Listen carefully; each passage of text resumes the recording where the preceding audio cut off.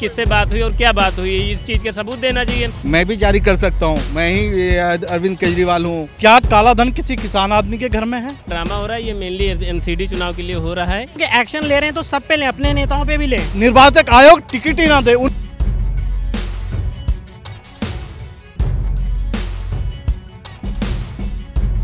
मनीष सिसोदिया के घर छापेमारी के बाद राजनीति में जुबानी जंग छिड़ी हुई है। इसी को लेकर लगातार जो है बयानबाजी सामने आ रही है और जनता के बीच हम भी बने हुए हैं जनता की राय जानने को लेकर। चलिए चलते हैं दिल्ली की जनता से, जानते हैं कि आखिर ये जो लगातार बयानबाजी चल रही है इसको देखते किस तरीके से दिल्ली की जनता देखती है। सर, आपसे जानना चाहूंगी कि लगातार जो है छापेमारी के बाद बयानबाजी चल रही है और आपकी तरफ से एक बड़ा खुलासा किया जाता है कि 20 करोड़ रुपए का ऑफर दिया जा रहा था बिकने के लिए। बोलने के लिए कुछ भी बोल दें। मुझे अभी जो है मोदी जी ने 2 करोड़ रुपए दे दिए। मुंह से बोलने से थोड़ी होगा, प्रमाण देना होगा ना। बिना प्रमाण के कुछ भी नहीं है। और आप कैसी भ्रष्ट है ये अच्छे से आम जनता के दिल में बैठा हुआ है कि कितना भ्रष्ट है। इस पर वार्ड सदस्य का चुनाव भी केजरीवाल नहीं जीतेंगे। मनीष सिसोदिया कहते हैं कि मेरे पास जो रिकॉर्डिंग है उसे मैं जल्दी जारी करूंगा, तो क्या लगता है वो जारी करेंगे? हाँ, जारी तो अभी हम बहुत सारे ऐसे कलाकार हैं जो वॉइस चेंज करके बोलते ही हैं।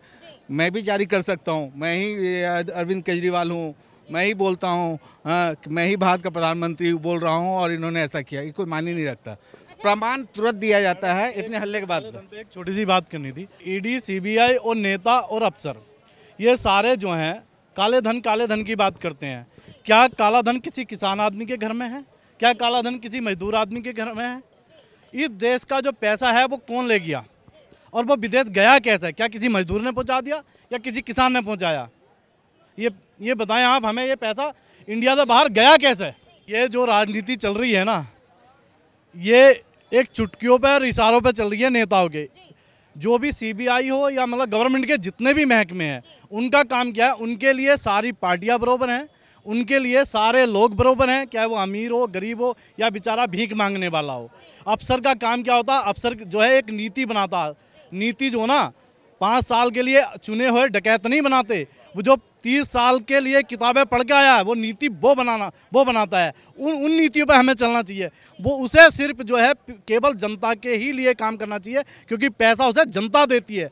5 साल के नेता नहीं देते। नेता तो सिर्फ आते हैं, आप हिस्ट्री निकालो नेताओं की, नीचे से उठ के आते हैं। कोई 1000 करोड़ का मालिक है, कोई 1 लाख करोड़ का मालिक है, किसी के स्कूल लगे हुए हैं, किसी की फैक्ट्रियाँ बनी हुई हैं, किसी के हॉस्पिटल बन रहे हैं। और गवर्नमेंट के हॉस्पिटलों में गरीबों के इलाज नहीं, मजदूरों के इलाज नहीं। नेताओं के हॉस्पिटल स्कूल में चले जाएं तुरंत बेड मिल जाते हैं। आप जरा एम्स की, सफदरजंग की, जितने भी हॉस्पिटल हैं गवर्नमेंट के, इंडिया के हर एक कोने की बात करूँ, आप जरा उनकी हिस्ट्री तो उठा के देखिए कि लोगों को बेड क्यों नहीं मिलते। एक नेता आता, उसके गले में कई 1000 करोड़ रुपए की माला डाल देते हो, स्वागत कर देते हो। बाहर से जो कोई इंडिया में दाखिल होता है, अरे पहले अपने देश की स्थिति तो सुधार लो।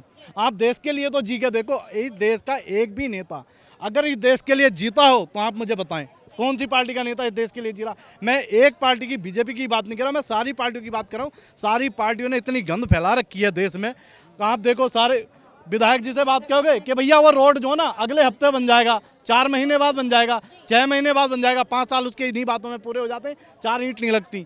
आप किसानों के घरों में जाके देखो, इतनी मेहनत करने के बाद उनके घरों में प्लास्टर तक नहीं है, टाइलें तक नहीं लगी हुई है, नंगे के नंगे घर हैं। आप इस देश में राजनीति मजदूर और किसानों पर करते हो और सिर्फ बोलते हो कि ये किसान इस देश का देवता। अरे देवताओं के तो झोंपड़े भी नहीं है तमीज से।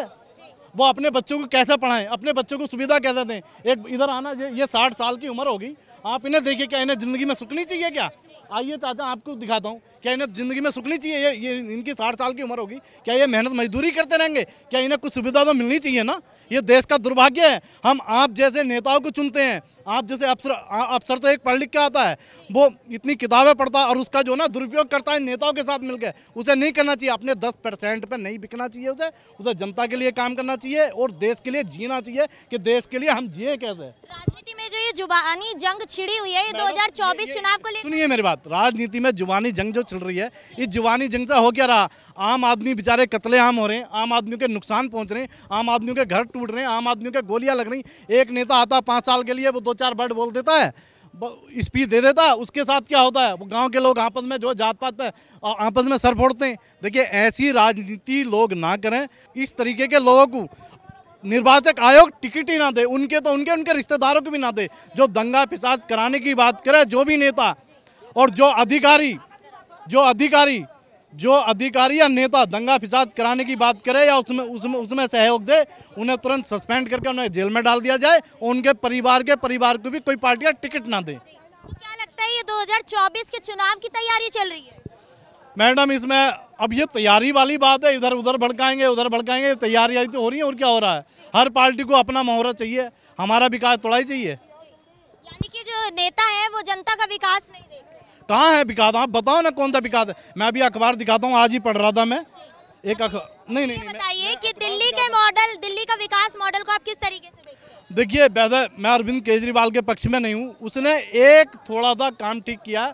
जिन स्कूलों में गरीब बच्चों के एडमिशन नहीं होते थे, उस दिशा तक वो ले गया है। योगी जी ने भी थोड़ा काम अच्छा किया, ऐसा नहीं है कि नहीं किया। जो जहाँ जितने सही किया उसे हम सही कहेंगे, जितने गलत किया उतने गलत करें। तो यानी कि विकास मॉडल जो है यहाँ का सही है। देखिए दिल्ली का जो है कुछ बेहतर है यूपी से। 30 राज्य में कितनी राज्य है? 29 है। 30 राज्य में 29 में सबसे टॉप है। इसको अवार्ड हम देंगे, हम गरीब अवार्ड देंगे, पहाड़गंज से अवार्ड देंगे उसको। 25 रुपया वृद्धा पेंशन है, कोई सी राज्य में है। मनीष सिसोदिया को अवार्ड देने की बात कही है सीएम केजरीवाल। अच्छा है मनीष सिसोदिया, इसके पीछे जो भी कर रहा है वो साजिश है, उसका गुंडा है, वो बदमाश है। इनकी सिसोदिया जी के क्यों बोल रही है, बाकी अपने विधायकों के भी बोले। अभी आप रिसेंटली एक रीवा का केस में पढ़ रहा था, उसमें सीओ को बीजेपी के जेपी त्रिपाठी नेता हैं, उन्होंने पिटवाया और उनकी जान को मतलब कचड़े में फेंक दिया गया और मरी हालत में छोड़ दिया। लेकिन उस पर किसी ने कोई एक्शन नहीं लिया, इवन बीजेपी ने। खाली आप पे एक्शन ले रहे हैं, चलो ठीक है, लेकिन अपने नेताओं पे भी तो एक्शन लें। उनके सामने उनको मतलब अधमरा करके छोड़ दिया गया, कोई एक्शन नहीं हुआ। वहाँ के ग्राम पंचायत के सीओ हैं, उनको बहुत बुरी तरीके से मारा गया, धमकी दी गई। और बीजेपी के जेपी त्रिपाठी नेता हैं रीवा मध्य प्रदेश के, जिन्होंने करवाया और उन पे अभी तक कोई एक्शन नहीं लिया गया। और क्या बोलते हैं कि आपके सो कॉल मामा जी ने भी कोई एक्शन नहीं लिया उसमें। बताइए कि दिल्ली की लड़ाई लड़के केजरीवाल सरकार जो है गुजरात में चढ़ाई कर पाएगी? नहीं, इतनी पॉलिटिक्स तो मैडम मेरे को पता नहीं है, बट मैं ये बोल रहा हूँ कि एक्शन ले रहे हैं तो सब पे लें, अपने नेताओं पे भी लें, नॉट ओनली आप, वो उस पे भी लें, बीजेपी पे भी लें। जब जो सबको दिख रहा है उन पे भी एक्शन लें, मेरा एक यही कहना है मैडम। मुद्दा चल रहा है भ्रष्टाचार को खत्म करने का और लगातार जो है आप पर प्रत्यारोप करे जा रहे हैं और आप भी पलटवार कर रही है बीजेपी पर, तो क्या लगता है चुनावी तैयारी है? ये उनको विपक्ष को जो है ना बिल्कुल कमजोर करने की साजिश है उनकी। ये ईडी सीबीआई सरकारी जो एजेंसियां होती हैं उनका इस्तेमाल करके इनको डराया जाए, धमकाया जाए, ताकि ये लोग अगले कदम आगे न रखें इनके खिलाफ। तो क्या विपक्ष कमजोर पड़ रहा है? नहीं, बिकॉज आम आदमी पार्टी यहाँ से दिल्ली से वहाँ गुजरात में लड़ सकती है, बिल्कुल लड़ेगी। दिल्ली में केजरीवाल ही आएंगे, पूरा सपोर्ट है केजरीवाल साहब को। गुजरात के चुनाव की तैयारी चल रही है, साथ साथ लगातार दौरे कर रहे हैं वहाँ पर, तो क्या लगता है कि दिल्ली से पंजाब और पंजाब से गुजरात का रास्ता तय हो पाएगा? बिल्कुल मैडम, बिल्कुल, बहुत अच्छा काम करे केजरीवाल साहब, केजरीवाल ही आए। परेशान इसलिए हैं क्योंकि वहाँ पे जो इनका मॉडल है बिल्कुल फ्लॉप मॉडल है, और गुजरात मॉडल और दिल्ली मॉडल को वो लोग एक्सेप्ट करना चाहते हैं, इसलिए वो लोग डर रहे हैं। ये ईडी इन्होंने भेज रहे हैं सब सीबीआई। केजरीवाल जी प्रयास कर रहे हैं करने का, गुजरात में कुछ अच्छा करने का, लेकिन उसकी उम्मीद बहुत कम है। ये जो सारा ड्रामा हो रहा है ये मेनली एमसीडी चुनाव के लिए हो रहा है, कि दिल्ली बचाने के लिए, क्योंकि एमसीडी आखिरी बीजेपी का गढ़ बचा है यहाँ दिल्ली में, और अगर एमसीडी भी हार जाते तो काफ़ी मतलब इनकी बेइज्जती हो जाएगी।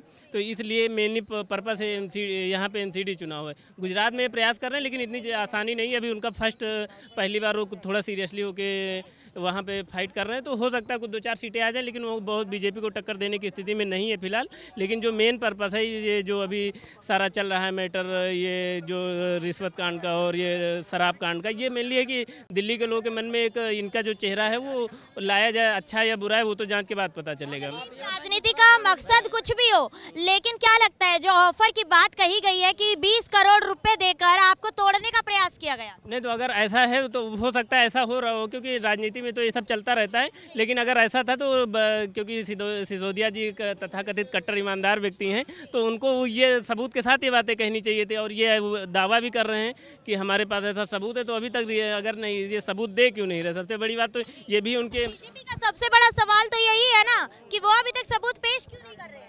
नहीं, तो ये जिम्मेदारी सिसोदिया जी के ऊपर बनती है कि वो उन्होंने आरोप लगाया बीजेपी के ऊपर कि आपने हमें ऑफर किया है कि आप पार्टी को तोड़ दीजिए और आप मुख्यमंत्री बन जाइए। तो अब ये उनको सबूत देना चाहिए कि उन्होंने कौन इनको फ़ोन किया था और कौन किससे बात हुई और क्या बात हुई, इस चीज़ का सबूत देना चाहिए।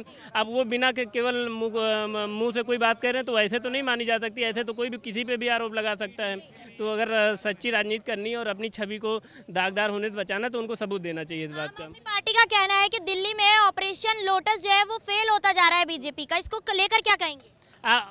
हमें नहीं लगता कि दिल्ली में किसी प्रकार का ऑपरेशन लोटस चल सकता है, क्योंकि दिल्ली में भाजपा के बहुत कम ही विधायक हैं, दो या तीन विधायक हैं। तो इस स्थिति में मतलब किसी भी परिस्थिति में ऑपरेशन लोटस होना असंभव ही बात है। तो ये एक प्रोपोगंडा और राजनीतिक हथकंडे के दोनों पार्टियां एक दूसरे पर आरोप प्रत्यारोप कर रही हैं। इसका इससे ज़्यादा कोई दिल्ली में इस बात का कोई और औचित्य नहीं है। अदर स्टेट में हो सकता है, लेकिन दिल्ली में ऐसी कोई संभावना बनती हुई दिख नहीं रही फिलहाल। तो देखा आप सभी ने कि किस तरीके से दिल्ली की जनता ने अपनी प्रतिक्रिया रखी। ऐसे ही किसी अन्य मुद्दे के साथ मैं अंजलि राठौर कैमरा पर्सन प्रताप के साथ आप सभी के सामने आती रहूंगी। वीडियो अच्छी लगी हो तो लाइक शेयर कमेंट जरूर कीजिएगा और हमारे यूट्यूब पेज को सब्सक्राइब करना ना भूलें।